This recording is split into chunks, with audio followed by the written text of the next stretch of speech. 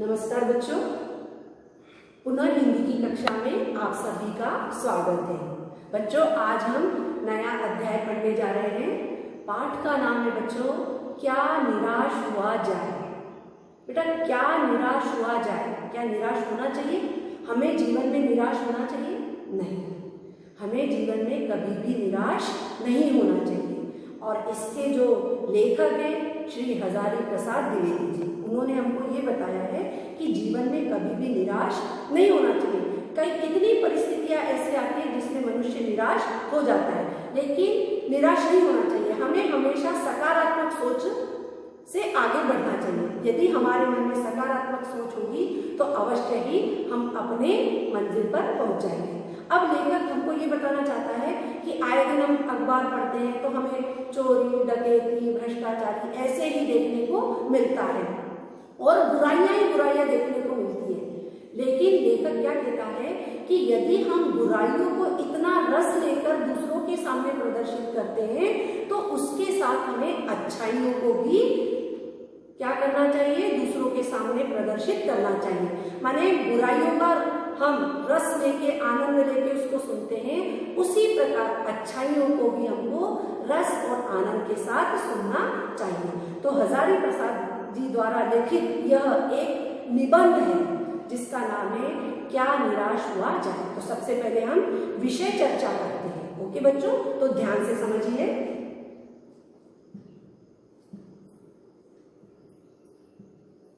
हमारे जीवन में अच्छे और बुरे सभी प्रकार के काम करने वाले लोग देखने को मिलते हैं। देखिए बच्चों, हमारे जीवन में कोई अच्छा होता है और कोई बुरा होता है।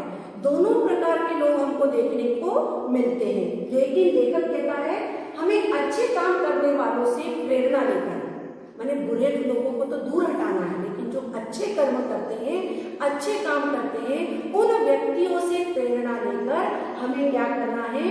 अपने जीवन के प्रति हमको आशावादी बनना है। क्या निराश हुआ जाए निबंध आचार्य हजारी प्रसाद द्विवेदी द्वारा लिखित एक श्रेष्ठ निबंध है। हमने पहले ही आपको बताया यह एक निबंध के तौर पर लेख लिखा गया है और आचार्य हजारी प्रसाद द्विवेदी द्वारा लिखित है। इसमें लेखक ने देश की सामाजिक बुराइयों पर प्रकाश डालते हुए स्पष्ट किया है कि बुराइयों के साथ साथ, देखिए हमने पहले ही आपको बताया कि बुराइयों के साथ साथ अच्छाइयों को भी उजागर करना चाहिए। ये नहीं कि हम बुराइयों को उजागर करते जाएं और उसमें आनंद लेते जाएं, नहीं। जीवन में हमारे साथ कुछ अच्छे लोग भी आते हैं तो उनसे हमको प्रेरणा लेकर आगे बढ़ना है और उनके द्वारा अच्छे किए गए कार्य को भी लोगों के सामने हमको प्रदर्शित करना है। तो आज का विषय है क्या निराश हुआ जाए। अब हम इसका आपको सारांश समझाने जा रहे हैं। पाठ 7। लेखक जब भी समाचार पत्रों को देखता है तो उसे चारों ओर ठगी, चोरी, डकैती, तस्करी और भ्रष्टाचार के ही समाचार छपे मिलते हैं। कोई भी व्यक्ति ईमानदार प्रतीत नहीं होता। ऐसे में हर व्यक्ति गुणी कम, दोषी अधिक दिखता है। ऊंचे पद पर आसीन व्यक्ति ज्यादा ही दोषी दिखाई देता है। दोषों को इतना बढ़ा चढ़ाकर दिखाया जाता है कि उसके सारे गुण छिप जाते हैं। यह अवश्य ही चिंता का विषय है, लेकिन लेखक को लगता है कि भारत की धरती मनीषियों की धरती है। मानवता इसका आधार है। आर्य और द्रविड़, हिंदू और मुसलमान, यूरोपीय और भारत मिलन भूमि, मानव महासमुद्र कभी सूख नहीं सकता। अर्थात भारत तो सभी संस्कृतियों के मिलन का स्थान है। यह तो मानवता का विशाल सागर है जहाँ विभिन्न प्रकार की जातीय बूंदें मिलकर एक रूप ग्रहण करती हैं। आजकल कुछ इस तरह का वातावरण बना हुआ है कि परिश्रमी और भोले भाले परेशान हैं तथा परेड का व्यापार करने वाले उन्नति करते जा रहे हैं। इस माहौल में ईमानदारी, सच्चाई, मेहनत आदि बेबसी बनकर रह गई है। इससे जीवन के मानवीय मूल्यों के प्रति लोगों की आस्था विचलित होने लगी है। भारत में कभी भी भौतिक चीजों को महत्व नहीं दिया गया। यहाँ मनुष्य के आंतरिक भावों को ही विशेष माना गया है। भले ही लोगों के हृदय में लोभ, मोह, काम, क्रोध का भाव रहता है, परंतु उन्हें प्रधान मानकर अपने मन को उनके इशारों पर चलाना उचित नहीं माना गया, बल्कि संयम से उन्हें बांधने का प्रयास किया गया। इस देश के करोड़ों करोड़ों गरीबों की हीन अवस्था दूर करने के लिए कानून बनाए जाते हैं, जिनका लक्ष्य कृषि, उद्योग, वाणिज्य, शिक्षा और स्वास्थ्य को बेहतर बनाना होता है। पर इन कार्यों में जिन लोगों को लगाया जाता है वे वास्तविक उद्देश्य से भटककर स्वयं ही फायदा उठाने में लग जाते हैं। भारतवर्ष की विशेषता रही है कि यहाँ कानून को धर्म के रूप में देखा जाता है, किंतु वर्तमान में इसमें भी बदलाव आ गया है। लोग धर्म और कानून में अंतर मानकर कानून को धोखा देने लगे हैं। लोग धर्म से तो डरते हैं, पर कानून का अनुचित लाभ उठा जाते हैं। ऊपर से भले ही चाहे कोई कुछ भी कहे, धर्म सदा कानून से बड़ा ही रहा है। धर्म ही है जो सेवा, ईमानदारी, सच्चाई और आध्यात्मिकता का मूल्य बनाए हुए है। धर्म दबा जरूर है, पर नष्ट नहीं हुआ है।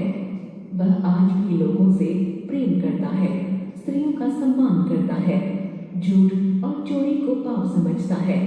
समाचार पत्रों में भ्रष्टाचार के प्रति इतना आक्रोश यही सिद्ध करता है कि हम ऐसी चीजों को गलत समझते हैं और उन तत्वों की अहमियत भी कम करना चाहते हैं जो गलत तरीकों से धन व मान संग्रह करते हैं। लेखक बुराई का पर्दाफाश करना अच्छा समझता है, पर किसी के आचरण के गलत पक्ष उजागर करते हुए रस या आनंद लेना अच्छी बात नहीं समझता। वास्तव में अच्छाई को रस लेकर उजागर करना चाहिए।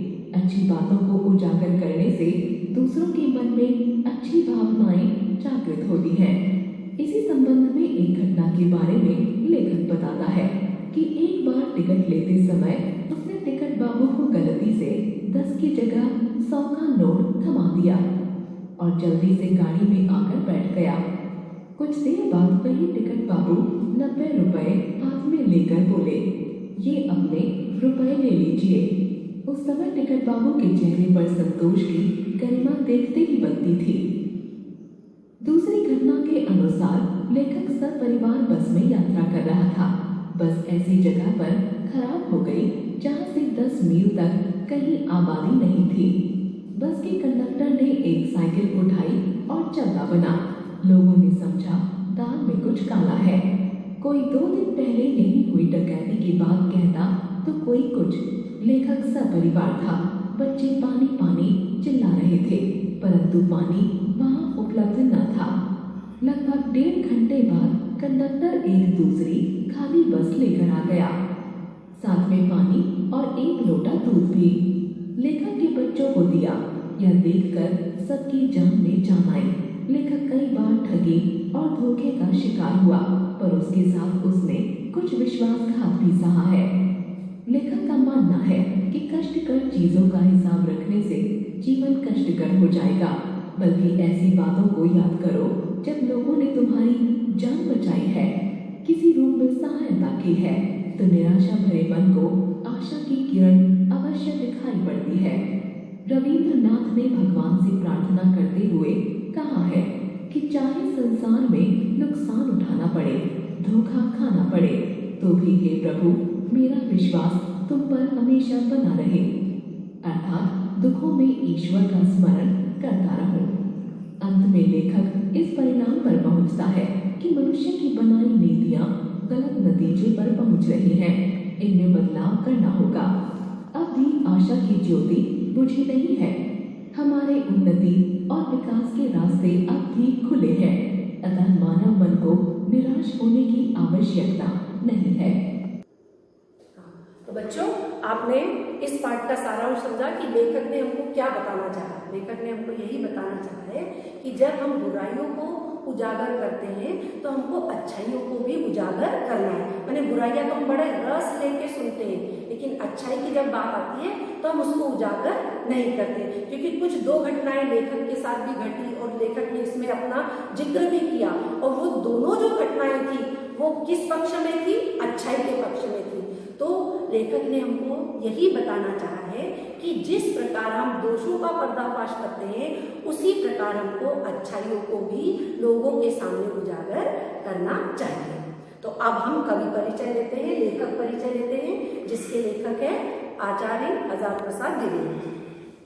आचार्य हजारी प्रसाद द्विवेदी का जन्म 19 अगस्त सन 1907 में बलिया जिले के दूबे के छपरा नामक जिले में हुआ था।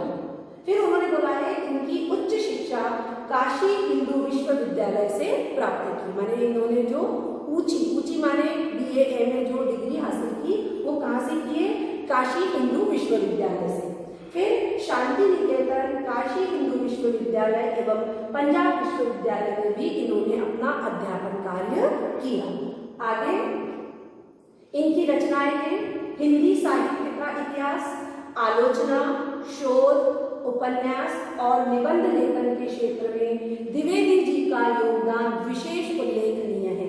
देखिए जो आचार्य हजारी प्रसाद द्विवेदी है इनका सबसे ज्यादा इन्होंने सब में हिंदी साहित्य का इतिहास, उपन्यास और निबंध लेखन इनके ये सबसे अधिक लोकप्रिय लेखन कार्य है। फिर उन्होंने बोला है जटिल, गंभीर और दर्शन प्रधान बातों को भी सरल, सुबोध एवं मनोरंजन ढंग से प्रस्तुत करना द्विवेदी जी की लेखन की विशेषता थी। माने जब इन्होंने लेखन कार्य किया तो सबसे बड़ी विशेषता यह थी सरल और सुबोध। सुबोध माने अच्छा बोध, मनोरंजन ढंग से माने पढ़ने वाले का मनोरंजन हो। तो इस प्रकार इनकी लेखनी की ये विशेषता थी।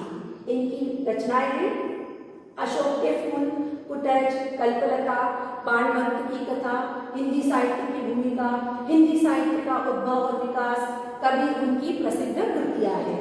फिर उनको हिंदी साहित्य अकादमी एवं पद्म भूषण अलंकरण से भी सम्मानित किया गया। ये हमारे भारतवर्ष के मुख्य सर्वोच्च सम्मान है। हजारी प्रसाद जी का निधन 11 मई सन 1979 को हुआ।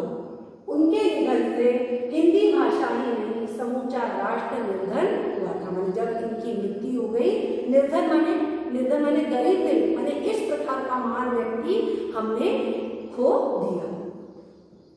अब शब्दार्थ देखिए बच्चों, मन बैठना, निराश होना, तस्करी, चोरी का व्यापार करना, अति, बीता हुआ कल, निरीह, असहाय, असहाय का मतलब समझते हो ना, जिसका कोई सहारा न हो, आस्था, विश्वास, विश्वास में भगवान पर विश्वास करना, फिर है भौतिक, बनावटी, संयम, नियंत्रण, सुचारू, सही रूप से, आध्यात्मिकता, धार्मिक, आक्रोश, गुस्सा, क्रोध, प्रतिष्ठा, इज्जत, सम्मान, मान, वंचना, धोखा देना, दोषोद्घाटन, दोषों का उद्घाटन करना, विश्वासघात, विश्वास तोड़ना, आशा की ज्योति, आगे बढ़ाने की ज्योति।